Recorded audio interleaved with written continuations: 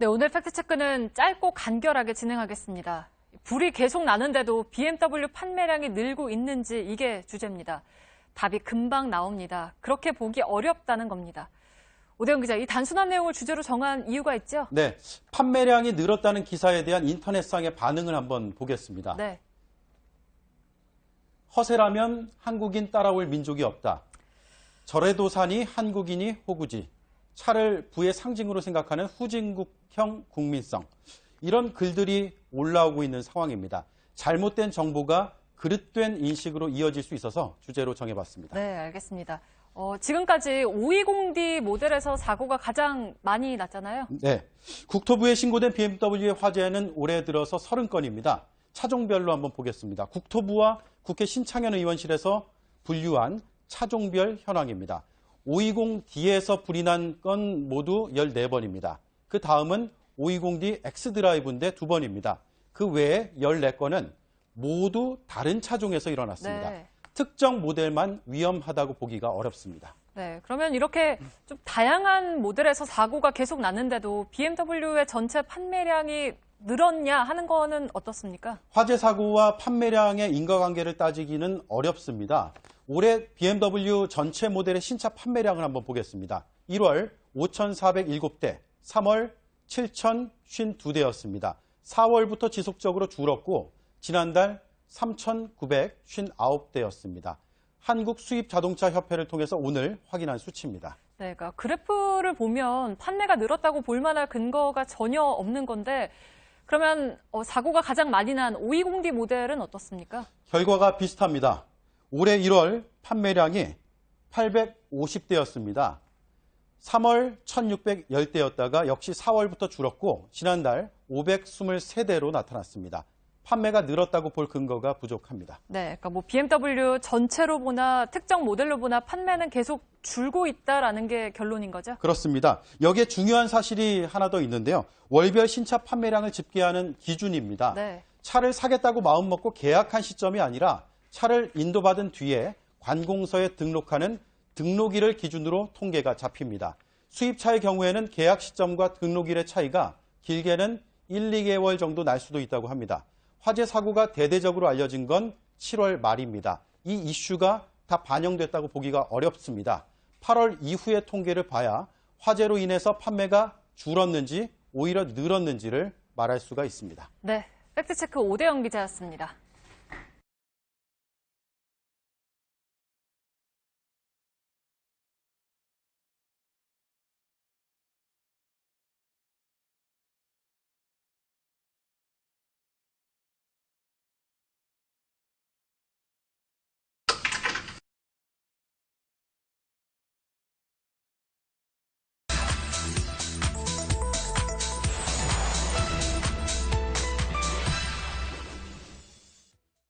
이거 석방을 요구할 의사가 없느냐 이런 제안을 했었습니다. 그래서 그 얼마든지 할 수 있다. 내가 앞장서겠다. 이 정도 이야기했는데.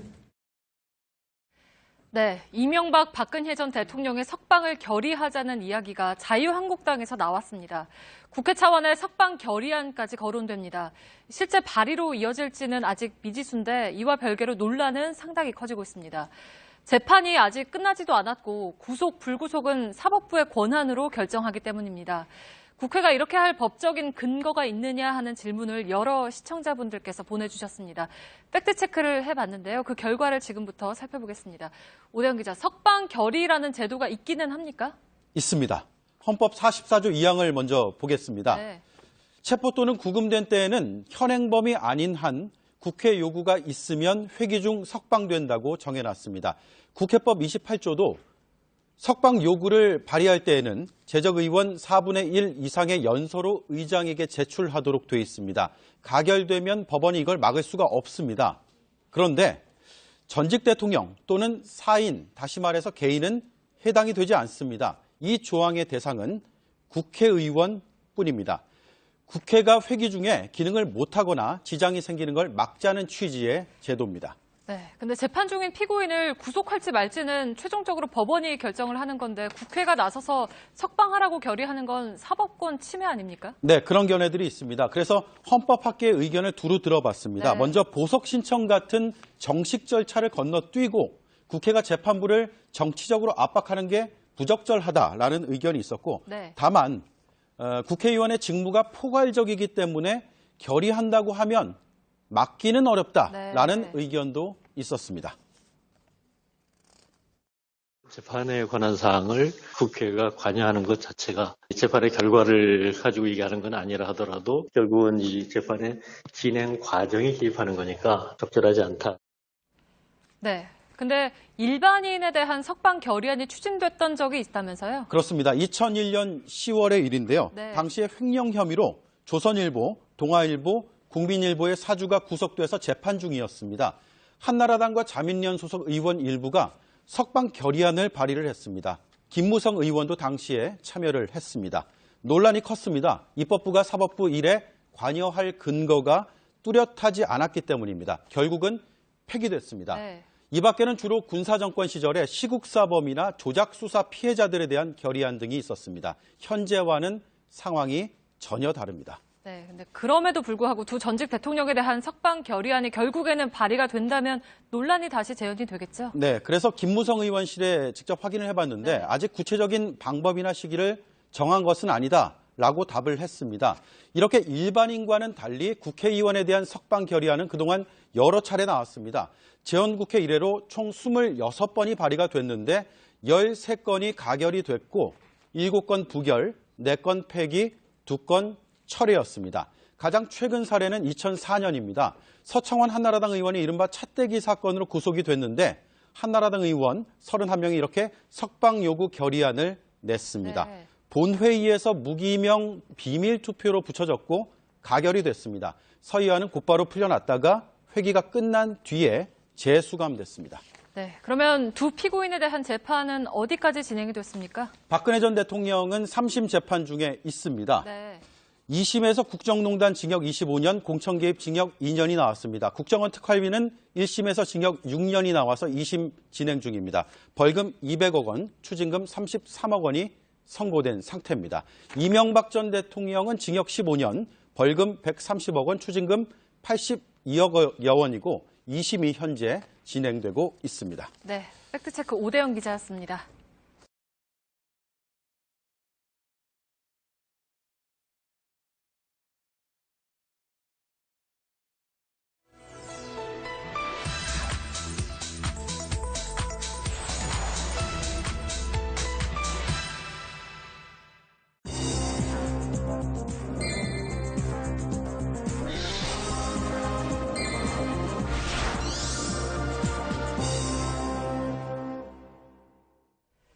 네, 내년도 최저임금이 시간당 8,350원으로 결정됐습니다. 이 소식을 전하는 오늘자 조간신문 일면 머릿 기사들입니다. 최저임금 사실상 만원, 실질 만원 이런 표현들이 재계와 정치권 그리고 언론에 등장했습니다.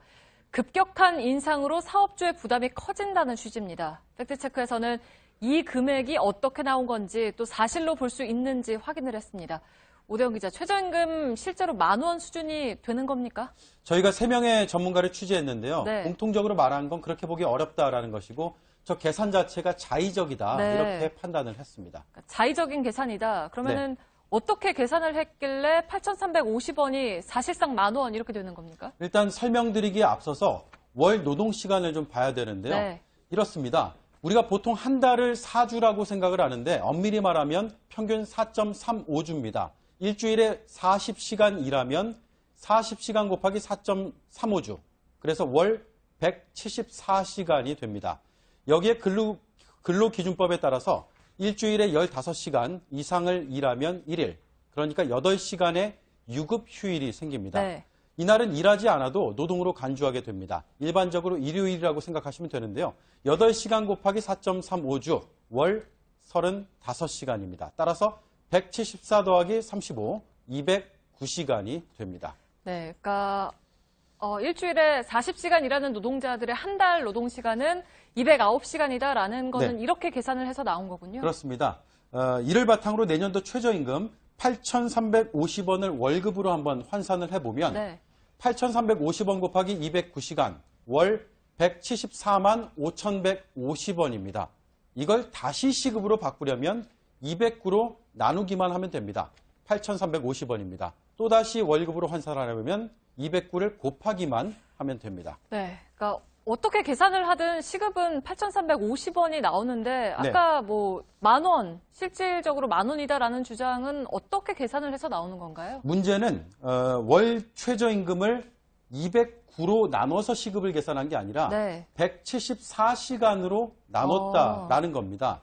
나머지 35시간은 일하지 않고 급여를 받는 유급휴일이고 그래서 이날 나가는 주휴수당은 포함시켜서는 안 된다라는 논리입니다. 이렇게 계산을 하면 174만 5,150원 나누기 174, 그래서 1030원, 그러니까 사실상 10,000원이다 라는 말이 나오고 있는데 노동법 학계에 물어봤습니다. 쓰지 않는 방식이라고 말했습니다. 고용노동부도 이런 계산법은 부적절하다고 지난 4월 유권 해석을 내렸습니다. 최저임금과 주휴수당은 각각의 법에 의해서 사용자가 준수해야 하는 임금이라는 게 이유였습니다. 다만 급격한 최저임금 인상에 따른 사회적 부작용을 막는 차원에서 이런 개념으로 접근할 필요가 있다라는 학자와 전문가도 있었습니다. 일부 소상공인들은 이 문제로 소송을 제기했습니다. 다음 달 행정법원의 판단을 앞두고 있습니다. 네, 뭐 법원 판단까지 좀 지켜봐야 할 것 같은데, 근데 이제 이런 주휴수당이 한국에만 있다. 그리고 이게 뭐 무노동 무임금 원칙을 이야기하면서 없애야 한다라는 이야기들도 있지 않습니까? 네, 일단 한국에만 있는 건 아니고요. 한국, 네. 터키, 대만 등에 있었습니다. 그래서 주요국에 없는 건 사실입니다. 네. 일하지 않았는데 사업주가 호의로 준 것은 하지만 아니다라는 게 전문가의 말인데요. 자세하게 한번 들어보시죠. 독특한 시스템은 맞는데 우리 사회가 50년 이상 이 시스템을 전제로 해서 임금을 한 거거든요. 주휴수당이 없었다면 다른 식으로 기본급에 들어가거나 했어야 할 임금들이에요. 마치 원래는 200만 원밖에 안 줄 건데 법에서 주휴수당을 정해서 250만 원이 됐다. 사용자가 그렇게 할 리가 있나요? 네, 그래서 특히 주휴수당을 다 챙겨받지 못하는 직군이 있기 때문에 사실상 10,000원이다. 라는 표현은, 주장은 좀 설득력이 떨어집니다. 네, 지금 말한 바로 그 직군이 지금 논란이 되고 있는 편의점 아르바이트생 같은 경우 아니겠습니까? 네, 뭐 전부 다는 아니지만 일부 포함이 될 수가 네. 있습니다. 주휴수당은 1953년에 만들어졌습니다. 노동권 보장 차원에서 만들었고 이와 별개로 최저임금은 최소한의 생계를 보장하려고 1988년부터 시행이 됐습니다. 물론 최저임금 인상으로 소상공인들의 부담이 커진 것도 사실이고 카드 수수료 문제 등의 보완책을 꼼꼼히 살펴봐야 합니다. 하지만 사실에 기반하지 않은 계산법과 주장은 논의의 본질을 흐릴 수 있습니다. 네, 팩트체크 오대영 기자였습니다.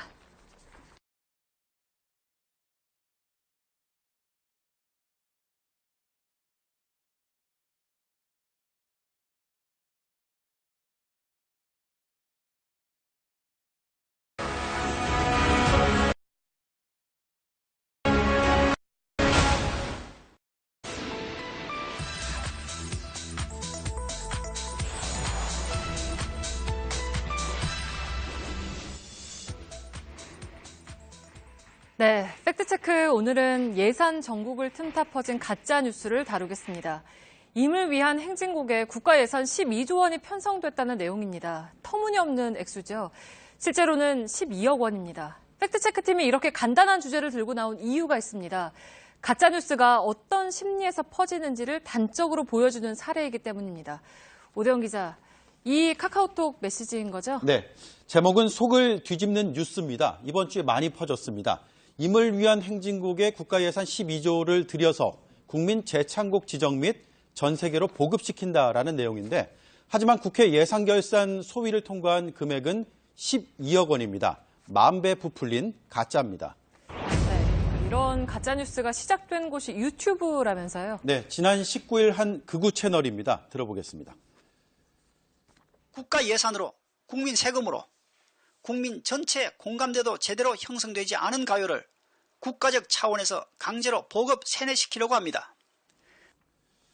네, 저렇게 화면으로 12조 원을 강조하고 있습니다. 그런데 이 채널은 일주일 뒤에 12억 원이 맞다며 댓글을 통해 정정을 했습니다. 하지만 정정된 정보는 전혀 주목을 받지 못했습니다. 오히려 이후에 잘못된 정보가 카카오톡 메시지로 재가공돼서 더 확산이 됐습니다. 네, 그 당사자가 잘못 썼다고 밝혔는데도 사람들의 의식은 바뀌지 않은 건가요? 네, 보고 싶거나 듣고 싶은 건 거짓이더라도 사실로 믿는 이른바 확증 편향 때문인 것으로 보입니다. 네.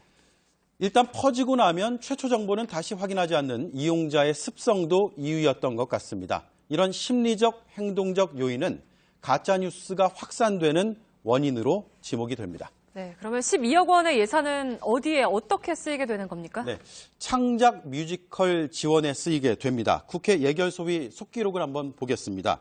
민주평화당 최경환 의원이 이렇게 12억 원을 요청을 합니다. 네. 그리고 여야 의원이 별 반대 없이 네. 찬성을 했습니다.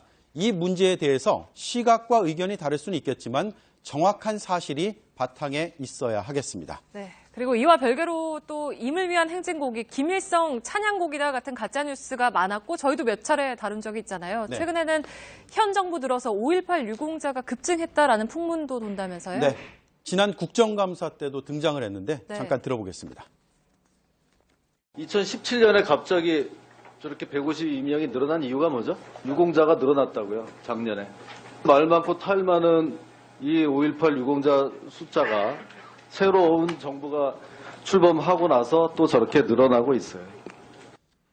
네, 결론부터 말씀드리면 현 정부 출범 이후에 급증한 건 아닙니다. 실제 5.18 유공자는 2015년, 16년에 10명씩 줄었습니다. 그러다 지난해와 올해 다 합치면 184명이 늘긴 했습니다. 그런데 중요한 맥락이 있습니다. 우선 첫 번째, 지난 2년간 5.18 유공자 신청을 새롭게 받은 적이 없습니다. 네. 그리고 유공자는 중앙정부가 아니라 광주광역시가 심사해서 결정을 합니다. 그러니까 아예 새롭게 신청한 사람이 없다면 최근에 왜 이렇게 늘어난 겁니까? 이들은 2009년에 국방부의 진상조사 결과 이후로 새롭게 관련성이 밝혀진 사람들입니다. 네. 2014년 12월 30일에 5.18 보상법이 개정이 되면서 추가로 신청이 가능해졌습니다.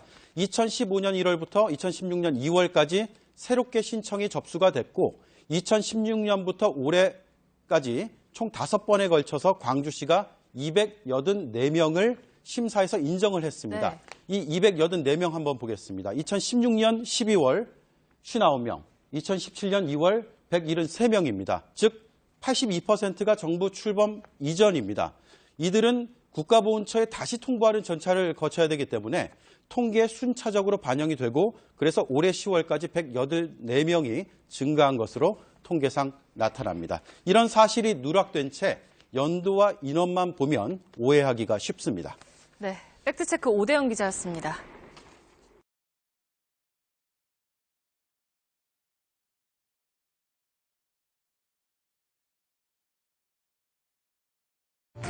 답 없는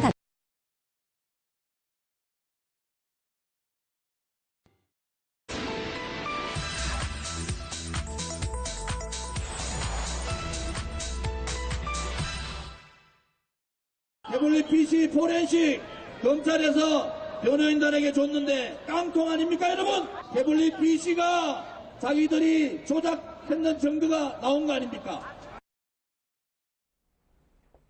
네, JTBC가 태블릿 PC를 조작했다는 가짜뉴스는 2016년 12월 8일 미디어워치에서 본격적으로 시작됐습니다. 그 뒤 2년 동안 인터넷 기사와 유튜브, 태극기 집회, 정치권으로까지 돌고 돌면서 확대 재생산됐습니다. 피해 당사자인 저희 JTBC는 법적 판단을 기다리면서 보도를 통한 대응은 자제해왔습니다. 하지만 오늘 1심 판결이 나온 만큼 지난 2년을 정리하는 팩트체크가 필요하다고 판단했습니다.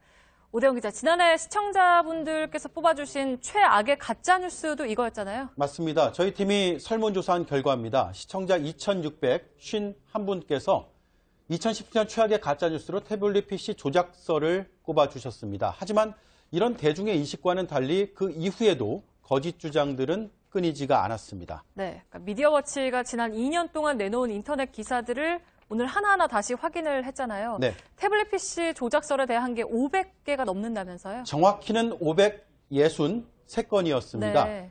대략 이런 내용들입니다.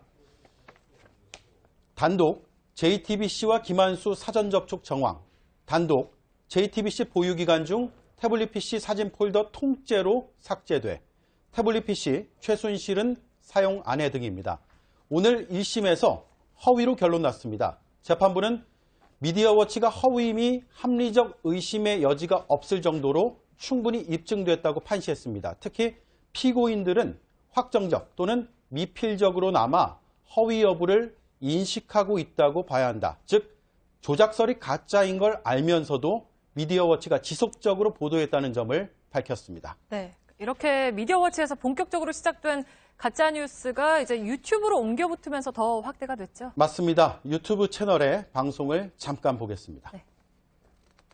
JTBC가 보도한 태블릿 PC 안에서 사진을 저장하는 폴더인 DCIM 폴더가 통째로 삭제된 것으로 확인됐습니다. 그런데 이 사진 폴더는 JTBC가 이 태블릿 PC를 갖고 있던 기간에 삭제된 것입니다.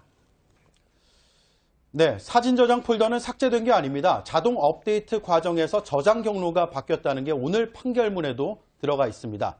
이 채널을 비롯해서 태블릿 PC 조작이 제목에 들어간 사실 왜곡 영상은 39개로 파악됐습니다. 네, 그런데 이제 이런 게 온라인 공간만이 아니잖아요. 오프라인 공간, 특히 태극기 집회에서 지속적으로 악용이 돼 왔죠. 네, 특히 과격 시위를 조장하는 용도로 악용된 측면이 있습니다. 네. 이뿐만이 아닙니다. 국회에서는 합리적인 의혹을 넘어서는 과격한 주장으로 이어지기도 했습니다. 들어보겠습니다.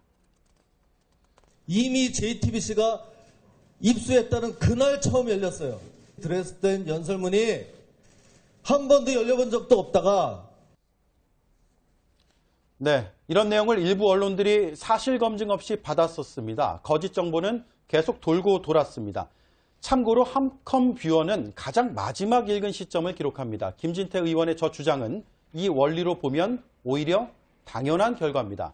자유한국당은 지난해 11월 태블릿 PC 조작 TF까지 만들었습니다. 아무것도 드러난 게 없습니다. 네, 사실 다 떠나서 태블릿 PC는 누가 조작하기가 굉장히 어려운 기기 아닙니까? 네, 포렌식 전문가들은 조작을 했다면 반드시 흔적이 남는다. 그래서 조작하기 어렵다라고 입을 모으고 있습니다. 네. 하지만 이런 과학적 사실을 누락한 채 가짜뉴스는 계속해서 퍼지고 있습니다. 이념과 진영 갈등 같은 많은 사회적 비용을 치렀습니다. 가짜뉴스를 만든 사람들은 책을 만들어 판매를 해서 수익을 올리거나 후원금을 받기도 했습니다. 오늘 판결문 말미에는 이런 내용이 있습니다. 이런 행위로 인해서 사회 불신과 혼란이 확대가 됐고 피해는 온전히 사회 전체의 몫으로 돌아갔다. 태블릿 PC 조작설은 허위 조작 정보의 폐해를 적나라하게 보여주는 가짜뉴스의 전형입니다. 네, 팩트체크 오대영 기자였습니다.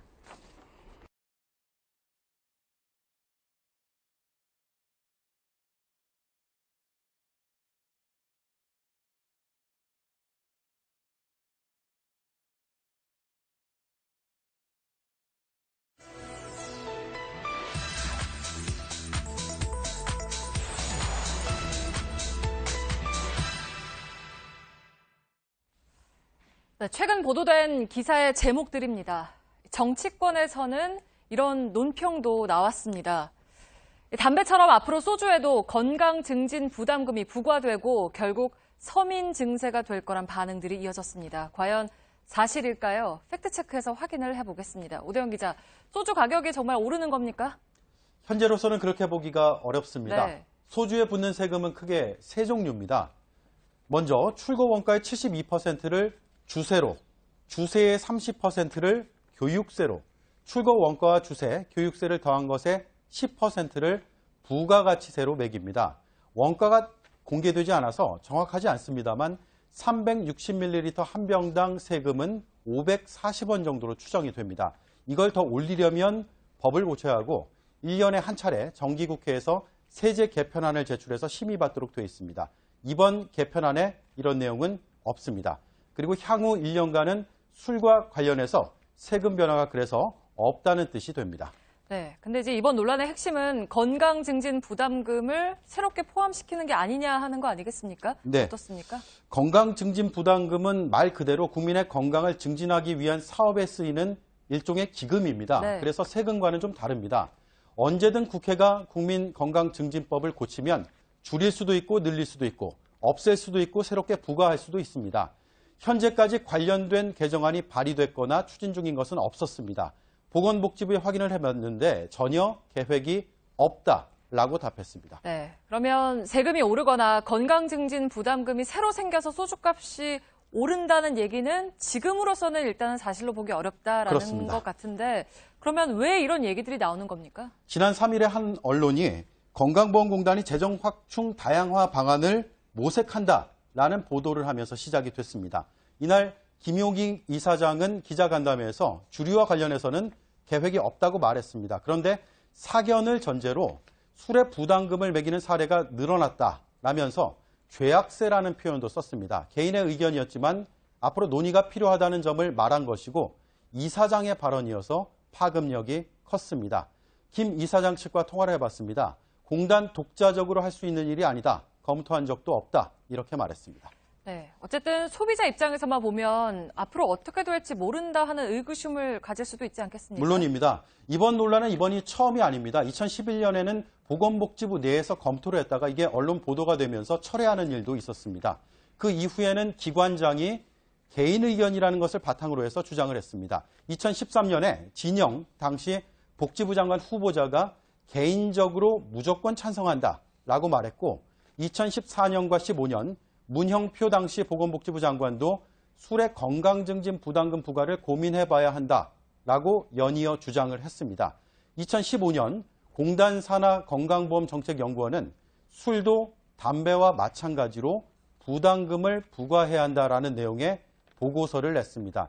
때마다 비판 여론에 직면했습니다. 그리고 기관 차원에서 공식적으로 검토하고 있지 않다라는 입장을 되풀이했습니다. 이번에도 상황이 비슷합니다. 네, 그러니까 이런 일들이 좀 계속 있어 왔기 때문에 소비자들은 불신을 가질 수도 있는 거겠죠. 네, 기관장의 개인 의견과 또 기관의 해명이 계속해서 반복이 되면 소비자 입장에서는 혼란스러울 수밖에 없습니다. 참고로 술에 건강증진 부담금을 부과하는 사례는 프랑스, 뉴질랜드, 태국 정도로 파악이 됐습니다. 네, 알겠습니다. 팩트체크 오대영 기자였습니다.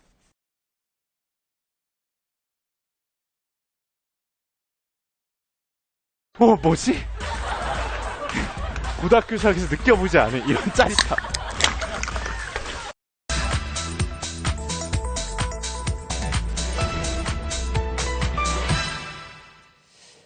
예, 팩트체크를 시작하겠습니다. 오늘이 11월의 마지막 날이고 동시에 또 월요일입니다. 그러니까 한 달의 마지막 날이고 새로운 주의 첫 날이죠. 시청자 여러분께 질문을 한 가지 좀 드려볼까요? 그렇다면 이번 주는 11월의 마지막 주일까요? 아니면 12월의 첫 주일까요? 또 이와 관련된 질문이 있는데 이번 주는 월요일인 오늘부터 시작된 걸까요? 아니면 일요일인 어제가 시작이었던 것일까요? 골치 아프십니까? 요즘 내년도 달력이 한창 나오고 있는데 오늘 이렇게 달력과 관련된 궁금증들 사실은 전부터 이 문제에 대한 질문이 팩트체크 팀에 많이 들어왔다고 하는데 오늘 풀어드리도록 하겠습니다. 김필기 기자, 조금 가벼운 주제로 오늘 하는군요. 예, 말씀하셨던 대로 이제 사실 7월과 8월에 들어왔던 시청자 질문이었습니다. 예. 이명용 박상국 시청자께서 이제 이 질문을 던져주셨는데요. 일단 취재는 다 마쳐놨었는데 그간의 굵직한 이슈에 밀려서 이제서야 전하게 됐고요. 예. 또 말씀하셨던 대로 마침 이제 이달의 마지막 날이면서 또 월요일이기 때문에 올해가 가기 전에 전해드릴 수 있는 마지막 기회라고 생각해서 준비를 좀 해봤습니다. 예. 우선 시청자들은 지금 어떻게 알고 계시나 간단한 온라인 설문을 좀 진행해 봤는데요.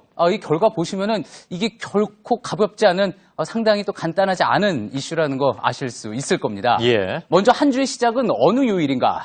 지금 보시는 것처럼요. 월요일이라는 응답이 54%, 일요일이 43%였습니다. 예. 그럼 둘 다 아니라고 한 분들은 어느 요일을 첫날로 삼으신 건지. 비슷한 종교적인 이유로 다른 이유가 있을 수 있다는 걸 좀 그렇습니까? 이후에 전해드리도록 하겠습니다. 예. 물론 그 이유인지는 모르겠지만 예. 가능하다는 거 전해드리고요. 그리고 또 이번 주는 11월 마지막 주인가 아니면 12월 첫 주인가에 대해서는요. 지금 보시는 것처럼 12월 첫 주다라는 응답이 조금 더 많았습니다. 예. 여기에 그리고 시청자 질문 바탕으로 해서 하나 더 설문을 진행을 했는데요. 이것도 참 알쏭달쏭한 부분입니다. 자정은 오전 12시라고 하는가 아니면 오후 12시라고 하는가 하는 밤 12시. 예, 그 부분에 대한 질문인데요. 예. 이에 대해서도 역시 비슷하게 50%대 47%로 상당히 비슷하게 엇갈렸습니다. 보면 대개 이제 반반씩 응답이 갈리는 그런 모습이네요. 예. 그럼 첫 번째, 한 주의 시작이 일요일이냐 아니면 월요일이냐부터 좀 짚어보도록 하죠. 예, 저희도 많이 물어보고 또 찾아보니까 이 궁금증에 대한 역사가 상당히 깊었습니다. 예. 1936년입니다. 동아일보 독자 질문 코너에 전남에 사는 박명배 씨가 같은 질문을 던졌는데요. 종교에 따라서 한 주의 첫날을 이렇게 잡기도 하고 저렇게 잡던데 어떻게 된 거냐 물었더니 성경 해석의 문제지만 통상적으로는 월화수목금토라고 한다는 게 그 신문의 답변이었습니다. 예. 그런가요? 예. 근데 그게 이게 굉장히 오래된 역사 깊은 질문이군요. 그렇습니다. 일제강점기에도 이런 질문이 나왔으니까. 그렇습니다. 예. 자, 그래서 일단 이거에 대해 맞는지 틀리는지는 잠시 뒤로 미루고요. 다른 나라에서는 어떻게 보고 있는지도 살펴봤습니다. 예. 영국의 경우는요, 사전적으로 월요일을 The first day of the week, 그러니까 일주일의 첫날이라고 명시를 하고 있고요. 월요일을. 예. 예. 반면 미국 사전에서는요, The second day라고 일주일의 둘째 날, 그러니까 일요일을 첫째 날로 보고 있었습니다. 예. 일본의 경우에는 보니까 달력의 대부분 일요일부터 표기하는 경우가 이렇게 대부분이었고요. 중국의 경우에는요, 또 반면에 요일 자체를 싱치이, 싱치얼 해서 1번 날, 2번 날 이렇게 부르기 때문에 월요일을 먼저 또 표기하고 있었습니다. 예. 이게 아까 전에 그 설문조사에서 둘 다 아니다라고 응답했던 그 내용에 대한 어떤 힌트가 될 수도 있겠는데요. 이슬람권에서는요, 금요일을 안식일로 생각하다 보니까 목요일하고 금요일이 주말 휴일입니다. 예. 그래서 이렇게 달력을 토요일부터 시작하는 것도 있습니다. 예. 잠깐만, 이건 그럼 오른쪽에서부터 봅니까? 맞습니다. 이슬람권이기 때문에 오른쪽 토요일이고요. 쭉 토요일부터. 토일, 월화 이렇게 가는 거군요. 그렇습니다. 예. 예. 그 2%의 해답이 나왔군요, 그렇다면. 예, 그렇습니다. 뭐 꼭 저 의미라고 안 볼 수도 있지만, 예. 한국에서는 월요일부터 시작되는 달력이 최근에 좀 보긴 했는데 대부분은 일요일부터 시작을 합니다. 예, 그렇습니다. 그래서 한국의 경우는 일반적으로 어떤지 국내에서 가장 큰 규모의 달력과 수첩을 생산하는 업체 중에 하나인 이제 Y사 관계자에게 물어봤습니다. 예. 일요일이나 월요일을 먼저 어떻게 표기해야 한다라는 정부 지침 같은 것은 없다고 했는데요. 다만 이제 주문자가 원하면은 원하는 대로 인쇄를 해주기는 하는데 특별한 요청이 없다면 일요일을 먼저 표기하는 게 일반적이라고 설명을 했습니다. 예. Y사에서 좀 놀랐겠군요. 팩트체크해서 전화하니까. 예. 앞서 동아일보 내용도 그렇고 한 주의 시작은 그러면 월요일이 맞습니까? 그런데 또 그거는 그렇게 결론을 내릴 수 없는 게요. 예. 어떤 강제성이 있는 건 아니지만 이와 관련한 국가 표준이 분명히 존재를 했습니다. 예. 한국기술표준원 관계자 이야기로 직접 들어보시죠. 예. 많이 들어오죠. 예. 정보 교환을 위해서 날짜를 어떻게 정해야 되겠냐라는 국제 표준이 있어요. ISO, International Standardization Organization이라고 해서 공적 표준. 한 주의 시작은 월요일이다라고 되어 있어요. 예. 예, 그러니까 월요일부터 시작해서 월, 화, 수, 목, 금, 토, 일 이렇게 순서를 정한 국제 기준을 우리도 쓰고 있다는 건데요. 국립국어원에도 물어봤습니다. 그랬더니 예. 사전적인 정의로도요. 월요일은 한 주의 시작, 일요일은 한 주의 마지막 날로 정의를 했습니다. 예. 그러니 공식적으로는요. 한 주의 시작은 일요일이 아니라 월요일이 맞는 겁니다. 예. 뭐 정서적으로도 그렇잖아요. 그죠? 네, 보통. 근데 이것도 이제 많이 궁금해 하시는 건데 11월 30일이 좀 애매하게 낀 경우에 예. 그걸 11월의 마지막 주로 보느냐 아니면 예. 12월의 첫째 주로 보느냐. 그건 어떻게 봐야 됩니까? 이거는요, 간단한 방법이 있습니다. 예. 목요일이 어디에 끼어 있느냐를 보면은 되는 건데요. 그게 바로 이제 그 주가 어떤 주인지를 결정을 하는 겁니다. 예. 그러니까 일주일이 이제 7일인데 그 중에 과반 4일 이상이 어느 달에 속하느냐를 보면 되는 거죠. 만약에 11월 30일이 목요일이었다. 예. 그랬다 그러면은 목요일이거나 그 이후에 했다 그러면 이 주는 11월의 마지막 주가 되는 거고요. 예. 12월 1일이 목요일이었다. 그렇다면은 12월의 첫 주가 되는 겁니다. 예. 자, 오늘 11월 30일 월요일이죠. 그러면 이번 주 달력을 보면은 목요일은 12월 3일로 되어 있습니다. 자, 그러니 이번 주는 12월 첫째 주가 되는 겁니다. 예. 자, 그리고 이게 제일 헷갈리는 건데, 예. 그러니까 자정이 오전 12시라고 하느냐, 오후 12시라고 부르냐, 그거 어떻게 합니까? 예, 그건 결론부터 말씀드리면은요. 예. 국어상으로 볼 때 오후 12시라고 하는 것이나 오전 12시라고 하는 것이냐 모두 틀렸습니다. 아, 그렇습니까? 예. 오전은요, 많이들 아시는 것처럼 이제 자정부터 정오까지, 그러니까 우리가 보통 시와 분으로만 좀 쉽게 그냥 이야기를 하면은 00시 1분부터 11시 59분까지 정도인 거고요. 예. 이게 정오를 지나서 다시 자정, 이때 될 때, 그러니까 12시 1분부터 23시 59분까지를 오후라고 하는 거죠. 예. 그러면은 자정과 정오는요, 여기에 모두 포함되지, 오전과 오후에 모두 포함되지가 않는 겁니다. 예. 그렇다면 이들을 과연 몇 시라고 불러야 하느냐? 국립국어원의 결론은 이렇습니다. 정오는요, 낮 12시, 태양이 표준 자오선을 지나는 순간을 이른다라고 사전에 되어 있습니다. 자정은 밤 12시를 이르는 시간인데요. 오전, 오후로 설명을 하면 안 될 것으로 보이고요. 낮 12시, 밤 12시 이렇게 표현하시는 게 정확하겠습니다. 예. 그러니까 자정 뭐 이런 거 쓰지 말고 예. 그냥 밤 12시, 낮 12시 이렇게 부르라는 얘기인가요? 예, 그렇습니다. 예. 오후 12시, 오전 12시라는 표현 자체는 사실 국어적으로 없는 거고 예. 낮 12시, 밤 12시 하는 게 좋겠다라는 게 이제 결론이었습니다. 예. 자, 오늘 세 가지 짚어봤는데요. 마지막으로 정리를 하면은 한 주의 시작은 일요일이 아닌 월요일이고요. 그리고 목요일이 12월 3일인 이번 주는 12월 첫 주입니다. 11월 마지막 주가 아닌 12월 첫 주인 겁니다. 예. 자, 그리고 자정은요. 오전 12시, 오후 12시도 아닌 밤 12시로 불러야 한다는 결론입니다. 예. 알겠습니다. 잘 들었습니다. 김필기 기자였습니다.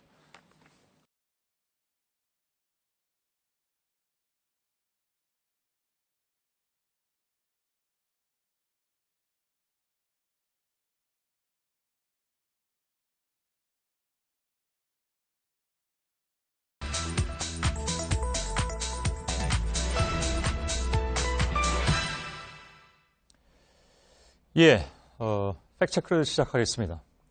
비행기 운전하는 것이 자동차 운전보다 쉽다. 이 말이 어제 오늘 상당히 좀 논란이 되긴 했습니다. 누가 한 얘기냐면 대한항공의 대표이사인 조양호 회장의 얘기였는데 대한항공의 한 부기장이 올린 SNS 글에 조 회장이 이런 댓글을 달면서 좀 논란이 됐습니다. 아무리 요즘 자동화가 많이 됐다고 하지만 그렇게 쉽겠느냐 하는 생각도 들긴 하는데 뒷얘기 겸 팩트체크할 것이 몇 가지 좀 있습니다.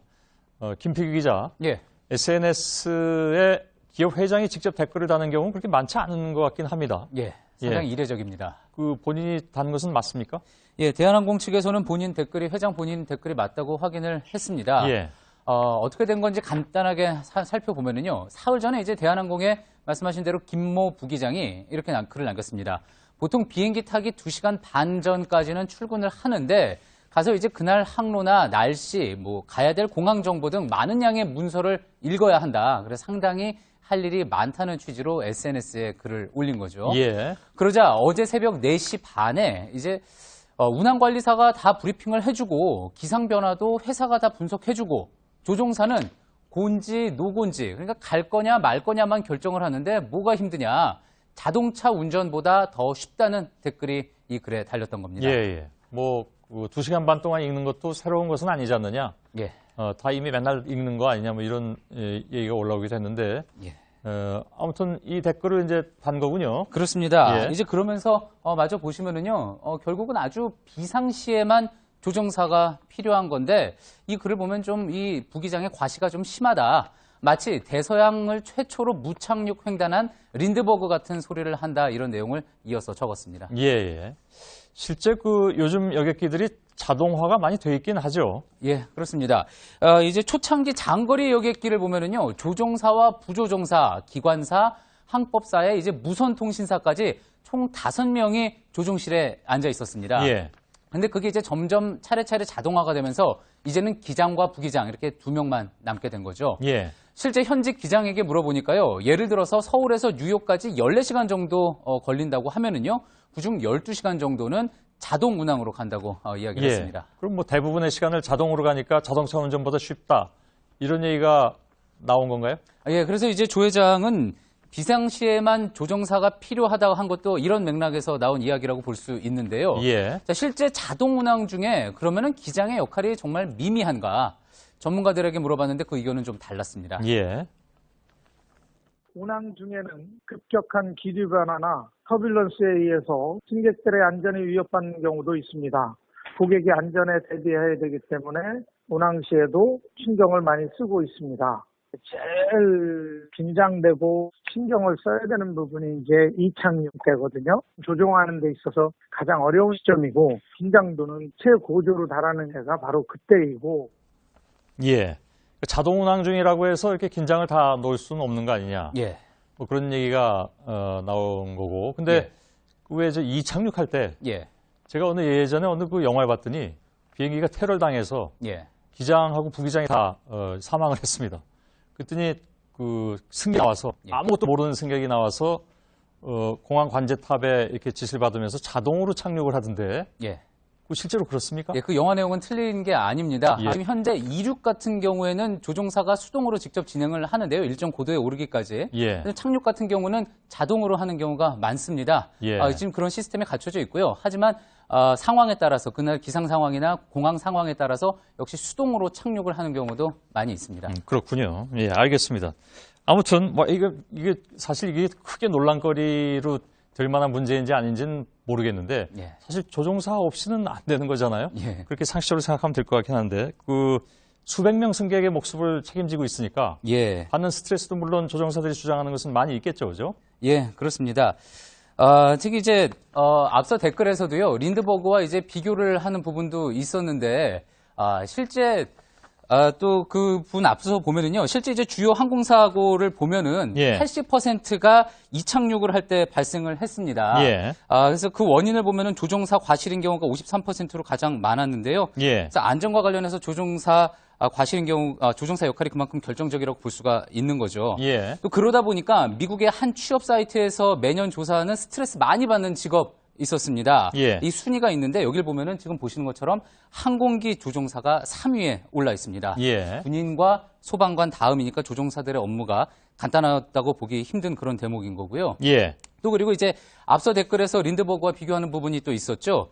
실제 이게 지금 보시는 이 사진이 이제 린드버그가 대서양 횡단할 때 탔던 비행기 조종석이고요. 예. 그리고 옆에 있는 거는 최신 에어버스 380의 조종석입니다. 예. 물론 모든 것을 혼자 했던 린드버그 때보다는 지금 많이 편해진 거겠지만 이 장비들, 지금 보시는 이 장비들 다 이해하고 또 훈련받고 그렇게 돼서 한 사람의 부기장이 되는데 보통 8억에서 10억 원 정도가 듭니다. 예.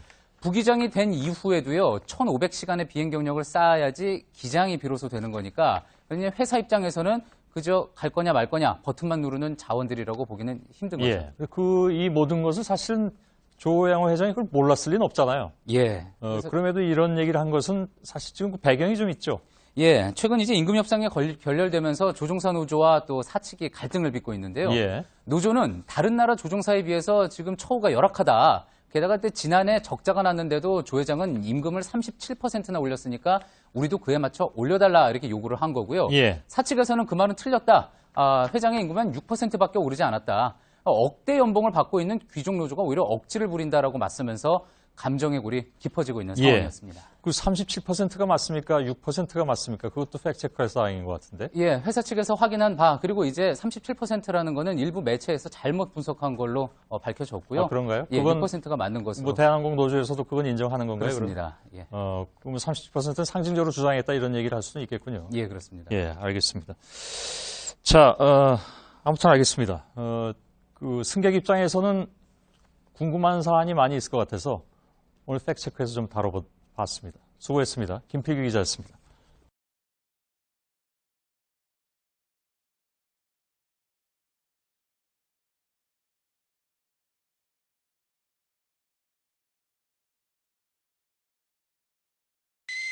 스트레스엔 마음까지 달달하게 동안 양반죽.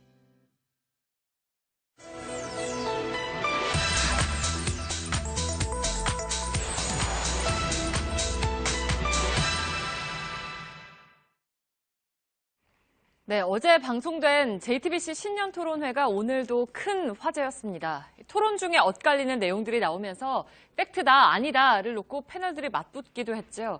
시청자분들께서도 여러 궁금증을 보내셨습니다. 팩트체크팀에서 확인이 가능한 내용을 중심으로 정리했습니다.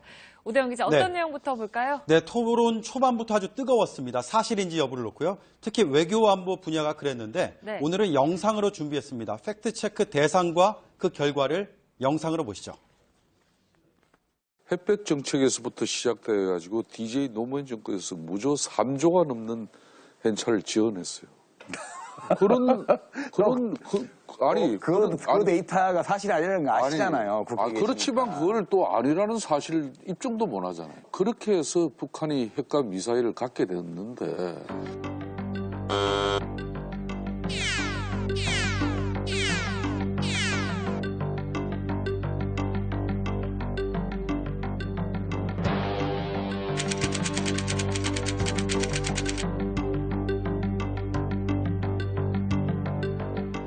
대한민국 국가를 지키기 위한 안보 수단으로 사드는 도입은 불가피했습니다. 다만 사드 도입의 배치는 문재인 정부에서 이제 한 것이죠. 네. 사드 배치는 박근혜 정부에서 했고요. 2기 먼저 임시 배치. 사실과 꼭 맞지는 않다는 점 하나 댓글 달고요.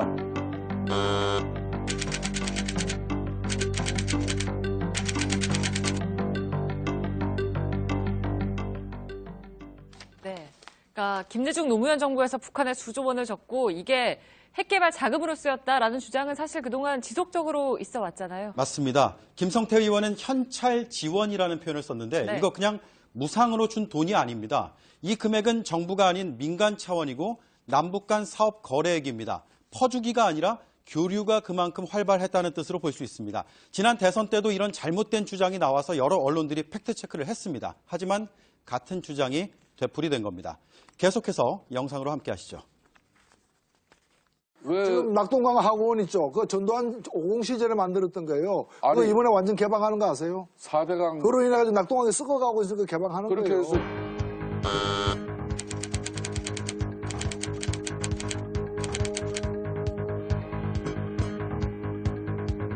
400강 만들고 나서 대려 홍수재해로부터 또 가뭄으로부터 피해가 없었어요. 작년에 얼마나 가뭄을 인정을 해야죠.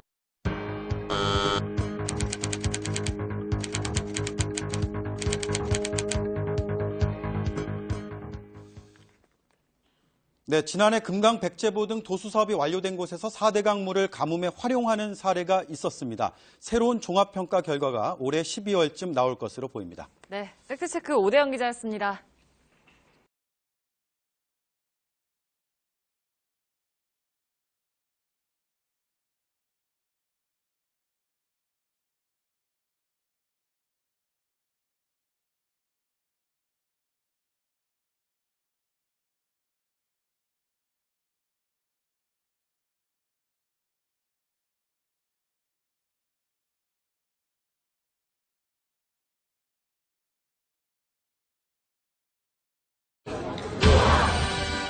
호텔은 호텔스 컴바인.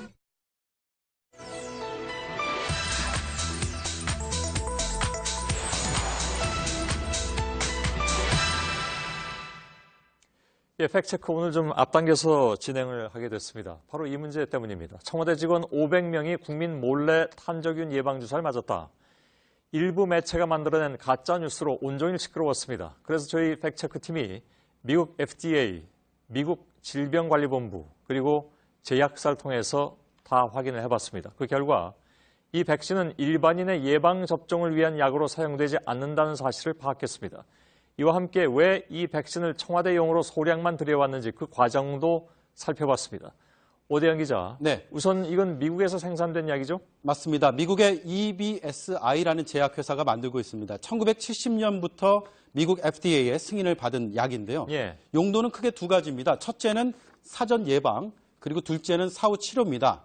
가짜뉴스에서는 청와대 직원들이 예방용으로 맞았을 거라는 추정 보도를 하고 있습니다. 하지만 이 약의 예방접종 대상은 군인, 그리고 실험실 종사자 등입니다. 탄저균 노출 가능성이 큰 사람들로 국한이 되어 있는데 제조사와 미국 질병관리본부 모두 일반적 예방접종은 권하지 않습니다. 그래서 청와대 직원들이 예방접종을 했다는 말 자체가 성립되기가 어렵습니다. 자주 맞을수록 오히려 감염 위험성도 있기 때문에 이게 노출이 많은 사람들 외에는 안 된다. 이게 그쪽 얘기인가 보죠? 맞습니다. 예. 여기에 더해서 투약 횟수도 잘 봐야 되는데요. 예.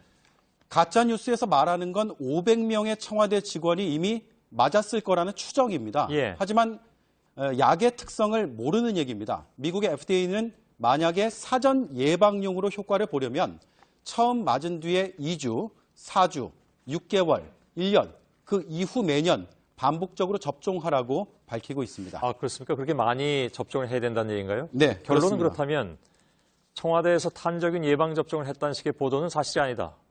뭐 이 정도로 정리가 될 것 같은데. 네. 청와대는 이걸 사후 치료용으로 들여왔다고 설명하고 있는데 맞습니까? 그 말은 맞습니다. FDA를 통해서 확인을 했는데요. 탄저균에 노출되면 그 직후와 2주 뒤, 또 4주 뒤에 항생제와 함께 투약을 해야 합니다. 한 사람이 3번 맞아야 한다는 건데 예. 청와대는 110명의 분량의 백신을 올해 들여왔다고 말합니다. 그 총량이 350도스입니다. 110명에게 3번 쓸 수 있는 양이 맞습니다. 예. 그렇다면 이 백신은 지금 어디에 보관이 되어 있습니까? 네, 국군 모 병원에 보관 중이라고 청와대는 설명을 하고 있습니다. 예. 또 이와는 별개로 국민 치료용으로 일부 보유하고 있다고 합니다. 현재 질병관리본부는 1000명 분량을 보관 중이라고 밝혔습니다. 예. 자, 그렇다면 이 가짜 뉴스가 논란이 된 이유는 전 국민이 아니라 극소수만 쓸 수 있는 양이기 때문인데 네. 충분한 양을 들여올 수도 있었던 건 아닌가요? 우선 예산의 문제가 있습니다. 지난 정부에서 편성된 예산이 있기 때문인데 예. 이건 올해 7월 6일 대통령 경호실이 식약처에 보낸 공문입니다. 예산 범위 내에서 구매 요청이라고 적혀 있습니다. 그리고 탄저 테러 시 VIP 및 근무자 치료용으로 밝히고 있습니다. 예. 올해 예산 범위는 2016년에 결정이 됐습니다. 예. 그렇다면 이 백신이 이번 말고 과거에도 수입된 적이 있습니까? 최근 5년간에 수입된 실적은 없습니다. 예. 왜냐하면 탄저균 치료약은 정부가 20년 전부터 국산화를 추진하고 있기 때문입니다. 1997년에 질병관리본부가 연구를 시작했고 이후에 국내 제약사가 참여를 해서 2019년에 개발이 끝날 예정입니다. 꽤 오래 걸리는 거네요. 네, 예. 올해는 조건부 임상시험 단계에 있는데 성능이 개량된 국산 백신이 전면적으로 보급되기 전에 일부 수량을 청와대가 우선적으로 수입한 겁니다. 예. 자, 알겠습니다. 팩트체크 오대영 기자였습니다. 답 없는 단톡방 말고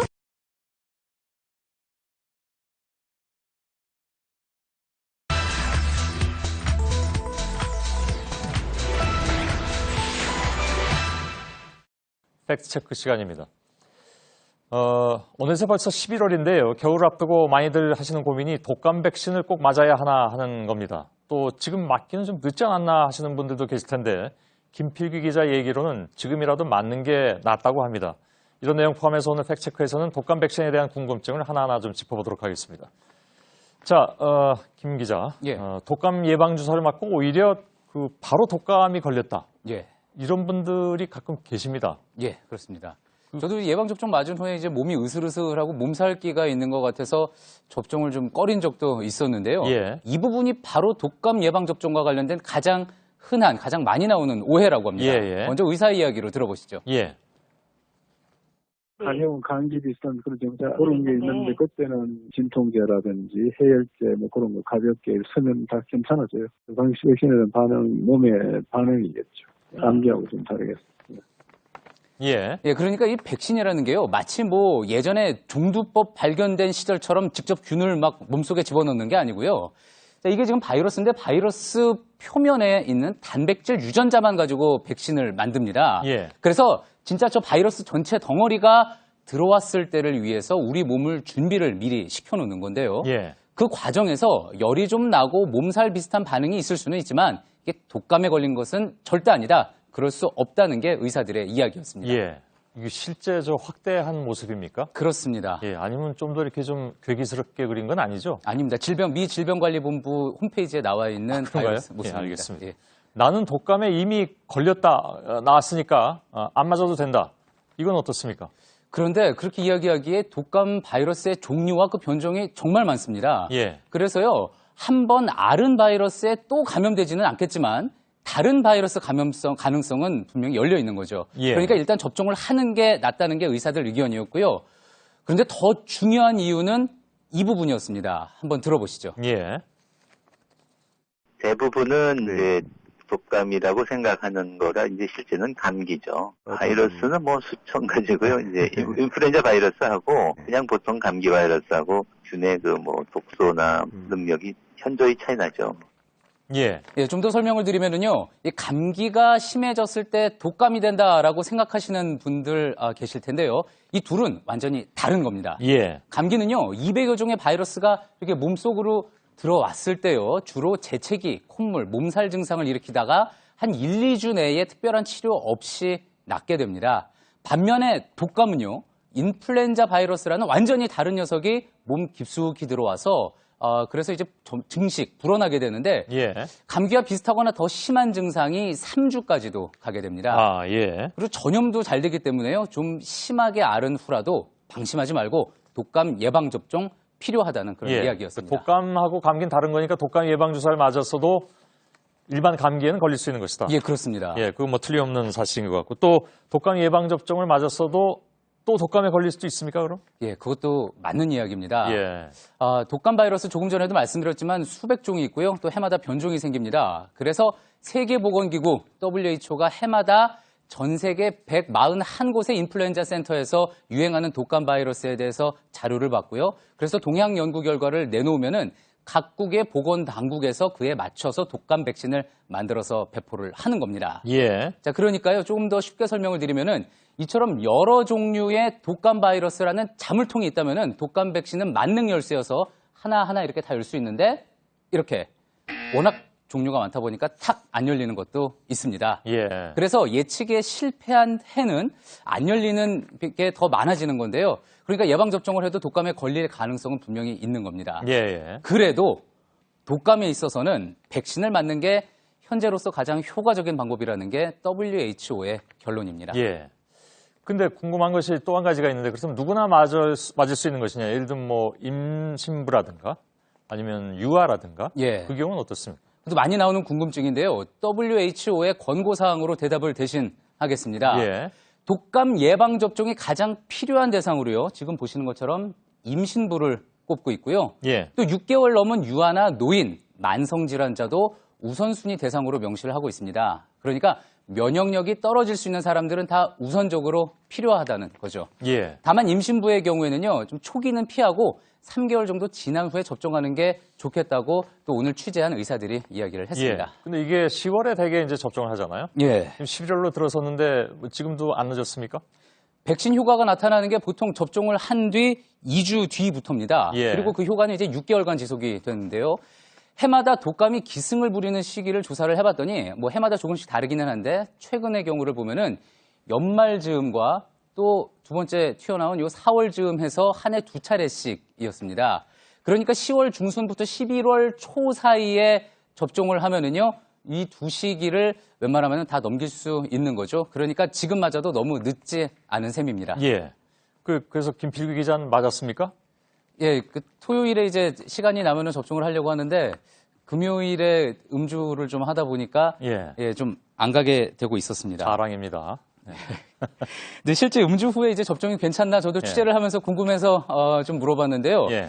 일단은 이제 술을 많이 마신 뒤라면은 백신 효과가 떨어질 수 있고요. 또 간 기능이 많이 약해져 있는 상황이기 때문에 간에 부담이 되는 상황이기 때문에 피하는 게 좋다고 하고 또 추가로 하나 또 물어본 게 감기 증상 때문에 열이 좀 있을 때는 어떡하나 이 부분도 궁금해하시는 분들 많은데 그렇게 되면은 백신 부작용으로 열이 나는 건지 원래 감기 때문에 열이 나는 건지 헷갈리죠. 예, 구분하기 힘들기 때문에 그때도 피하는 게 좋다고 합니다. 예.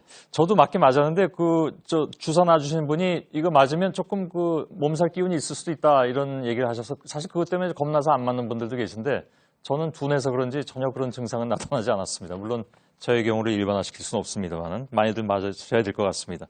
김필규 기자였습니다. 수고했습니다. 보스의 관심은?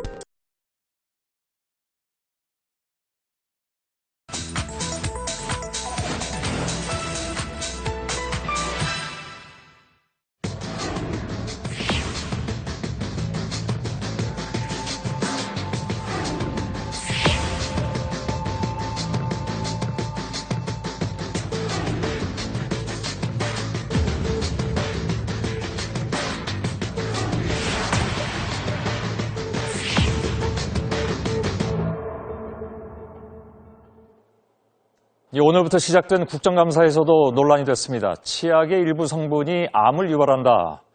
근데 식약처에서는 아무 문제 없다. 이렇게 서로 맞서고 있는 그런 상황. 논란이 계속 증폭되고 있는데 오늘 김필규 기자와 함께 팩트체크로 다뤄보도록 하겠습니다.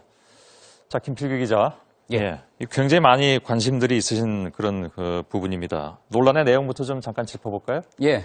먼저 논란이 된 것은 파라벤과 트리클론산이라는 이 두 가지 성분입니다.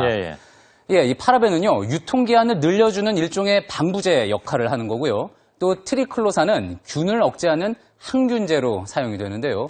자, 이 두 성분이 몸에 축적되면은 암을 유발할 수 있다 해서 문제가 되고 있는 겁니다. 그러니까 해롭다라는 건 증명이 된 겁니까? 이 부분에 대해서도 사실 아직 논란이 좀 있습니다. 자, 세계보건기구 산하의 국제암연구소가 발표한 발암 물질 목록에는 이 두 성분은 없습니다. 하지만 이 연구가 계속 진행 중이고요. 또 유해할 가능성이 높다는 판단에서 각국이 지금 규제를 강화하고 있는 겁니다. 자, 유럽연합 같은 경우에는요, 5월, 4월부터 아예 화장품 등에서 이 두 가지 물질을 사용하지 못하게 막아놓는 조치를 하기도 했습니다. 그러니까 위험할 수 있다는 것을 다른 나라들은 이미 인지하고 있다 그런 얘기잖아요. 그죠? 근데 지금 우리가 쓰는 치약의 한 60% 이상은 이 성분들을 가지고 있다면서요? 그렇습니다. 자, 이 성인부터 아이까지 다 쓰는 제품이 바로 이 치약 아니겠습니까? 그러다 보니까 어제 오늘 정말 인터넷상의 육아 카페나 SNS상에서는 불안감이 증폭이 되면서 정말 여러 가지 이야기가 막 쏟아졌습니다. 이 어디까지가 진실이고 또 어느 게 거짓인지 하나하나 따져봤는데요. 일단 그 첫 번째가 바로 이 성분, 파라벤 성분과 트리클로산의 이 성분이 몸속에 쌓이느냐 안 쌓이느냐 하는 부분입니다. 그럼 몸에 축적되느냐 아니냐를 알아야 이게 유해하냐 아니냐라고 얘기할 수 있는 거잖아요? 그렇습니다. 일단은 지금 보시는 것처럼 식약처에서는요, 일단 이 두 성분이 몸속으로 들어오게 되면은 몸에서 흡수가 되면서 대사가 돼서 빠르게 배출이 된다. 그렇기 때문에 유해하지 않다라는 설명인데요. 자, 그런데 저희가 해외 자료를 좀 들춰봤더니 그 정반대되는 연구 결과도 있었습니다. 그런가요? 지난 2004년이었는데요. 영국 리딩 대학의 필리파 다보 박사팀이 발표한 건데 이 유방암 환자 20명에게서 떼어낸 세포 조직을 살펴봤더니 이 전부 파라벤 성분이 검출이 됐다는 겁니다. 그러니까 이거는 화장품이나 음식 또는 의약품에 들어있는 파라벤이 몸속에 흡수돼서 잔류한 걸로 보인다라는 게 연구팀의 결론이었던 거죠. 또 이 식약처 이야기에 반대되는 이야기를 하는 우리나라 교수도 만나봤는데요. 그러니까 몸에 축적된다고 주장하는 분. 몸에 축적된다고 주장하는 거죠. 그 이야기 한번 직접 듣고 가시죠. 배출하는 데 있어서의 시간을 고려하면, 그러니까 지금 하루에 3번 노출되지 않습니까? 그러면은 배출하는 과정 중에 또 쓰고 또 쓰고 또 쓰니까 그러면은 그 사이 중첩된 부분들은 일정 농도 계속 유지하는 거죠. 그러면은. 이 말씀을 들으면 이게 하루에 몇 번씩 치약을 써야 되는지 말아야 되는지 좀 고민이 될 정도인데. 다시 말하면 이제 다 배서 빠져나간다는 건 밑빠진 독인데 밑빠진 독도 계속 물을 부니까 일정 부분 그냥 남아있을 수 있다 그런 얘기잖아요. 맞습니다. 정확히 그렇게 볼 수 있는데요. 자, 일단 그 유해성 논란이라는 거는 일단 차치하더라도요. 일단 첫 번째로 검증을 해봤던 몸속에 쌓이지 않는다라고 했던 식약처의 주장은 절반만 진실이다. 이렇게 볼 수 있을 것 같습니다. 알겠습니다. 자, 6월에 관련된 연구가 나왔었다면서요? 맞습니까? 그렇습니다. 그러니까 이번 논란이 되기 전에 이미 그런 연구가 있었다 그런 얘기인데 올해 한국을 빛낸 사람들로 선정된 분인데 경희대, 치대, 박영덕 교수가 바로 이걸 연구해서 올해 한국을 빛낸 연구자가 됐다면서요? 맞습니다. 어떻게 보면은 국내에서 유일하게 이 연구를 가장 집중적으로 진행했던 분이라고 볼 수 있는데요. 그 교수가 이야기를 했던 게 이제 7번 이상 헹구면은 안전할 수 있다라는 그런 부분이었던 건데요. 이 부분도 그래서 정말 이게 가능한 거냐? 또 인터넷상에서도 그렇고 많은 소비자들이 이야기를 하고 있습니다. 그분도 직접 만나서 이야기 들어봤는데요. 또 한번 듣고 가보겠습니다. 보통 우리가 이술질을 하고 난 다음에 한 8번 정도, 8번 정도를 헹궈내면 구강 내 유해물질이 나가기 때문에 안전합니다. 이때 헹궈낼 때는 강하게요. 입안을 두세 차례 한 번 물을 넣고 강하게 헹궈내야 되는데 이런 반복 횟수가 7, 8번을 말하는 겁니다. 지금 저 화면에 나온 사람이 여성이 왜 이렇게 구석구석을 이렇게 왜 헹구잖아요. 그걸 몇 번씩 하는 걸 7번 반복하면 된다는 얘기인가요? 예, 맞습니다. 저런 식으로? 굉장히 강하게 두세 번씩 하고요. 그 다음에 예. 7번을 뱉어내는 과정을 하면은 된다는 이야기인데요. 예. 예. 그 입안에 이렇게 하면은 입안에 파라벤 같은 유해 물질의 농도가 5% 이하, 그러니까 상당히 안전한 수준까지 떨어진다는 게 박 교수의 이야기입니다. 예. 그렇기 때문에요. 지금 보는 것처럼 7번 이상 헹구면 안전하다라는 이야기, 대체로 진실이다 이렇게 볼 수 있겠습니다. 그런가요? 자, 대체로 진실, 절반 진실, 뭐 이런 식으로 저희들이 지금 해나가고 있는데, 이건 사실 그게 딱 떨어지게 얘기하기 어려운 측면이 물론 있다는 건 이해를 하겠습니다. 예, 100%로 말씀드리지 못해서 죄송합니다. 근데 사실 뭐 열심히 헹궈도 5%는 남다니까 예. 그것도 참고를 해야 될 거고. 근데 되게 어린이들이 할 때 예. 부모가 옆에 앉아가지고 아까 우리 제가 알기로 인턴 기자가 그걸 대신한 걸로 알고 있는데. 예, 맞습니다. 이렇게 열심히 7번을 하는지 안 하는지 계속 감시하고 있을 수도 없는 거고. 그래서 이제 더 걱정들이 커지시고. 또 심지어는 그 치약을 썼더니 잇몸이 붓고 피가 났다 이런 얘기까지 나와서 그런 얘기들 오늘 하루 종일 돌았습니다. 예, 그 이야기를 지금 보시는 것처럼 바로 다음 검증 대상으로 삼아봤는데요. 예. 말씀하셨던 것처럼 누구 한 명이 인터넷 카페에 뭐 특정 제품 이름을 거론하면서 뭐 이렇게 이야기를 했습니다. 써봤더니 그래서 내 잇몸이 붓고 피가 나는구나 이런 글을 올렸더니 나도 그랬다. 정말 너도 그랬느냐 하면서 댓글이 정말 엄청나게 달렸습니다. 예. 자, 일단 전문가들에게 물어봤는데요.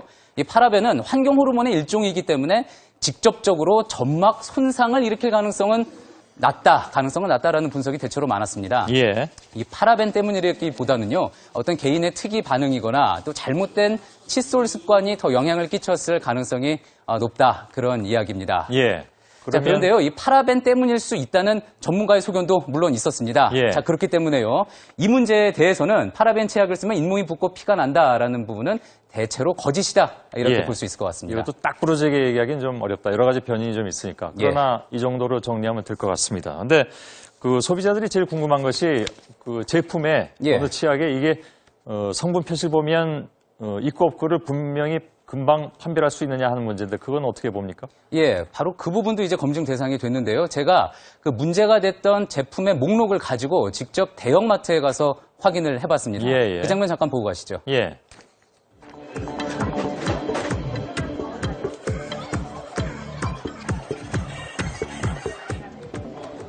예, 이 제품의 경우 보면은요, 주 성분표에 분명히 트리클로산이 들어있다고 적혀 있습니다. 자, 명기가 돼 있는 거고요. 다른 제품을 또 보면은요, 이 제품 같은 경우에는 식약처에서 파라벤이 들어있다라고 밝혔던 그런 제품인데 주 성분표를 봤을 때 파라벤은 적혀 있지 않은 모습입니다. 자, 이렇게 볼 때 마트에서 다 하나하나 확인을 해봤는데요. 파라벤과 트리클로산이 있다라고 식약처가 밝혔던 제품들 가운데에서도 성분에는 그 내용을 표시하지 않은 제품들이 있는 것을 확인해 볼 수 있었습니다. 예. 이건 그렇다면 이제 대체로 거짓이 되는 거네요. 예, 그렇습니다. 그렇죠? 그렇군요. 그래서 이렇게 나오면 소비자들이 조금 더 헷갈린다, 이렇게 혼란스럽다 이렇게 얘기할 수도 있는데. 예. 식약처장은 뭐 우리 치약이 세계에서 가장 안전하다고 그랬다면서요? 예, 바로 오늘 국정감사에서 정승 식약처장이 그렇게 이야기를 한 건데요. 예. 우리 치약이 세계에서 가장 안전한 수준이다 이런 이야기를 하면서 또 다만 파라벤 등 안전성 문제가 지적이 되는 만큼 내년에 재평가를 해보겠다 이렇게 이야기를 했습니다. 예. 자, 제가 시청자들에게 정말 질문 많이 받았고요. 또 취재하면서 느낀 바로는요. 이 정도의 식약처장의 답변, 불안감을 해소하기에는 턱없이 부족한 모습입니다. 예. 팩트체커 김필기 기자였습니다. 수고했습니다.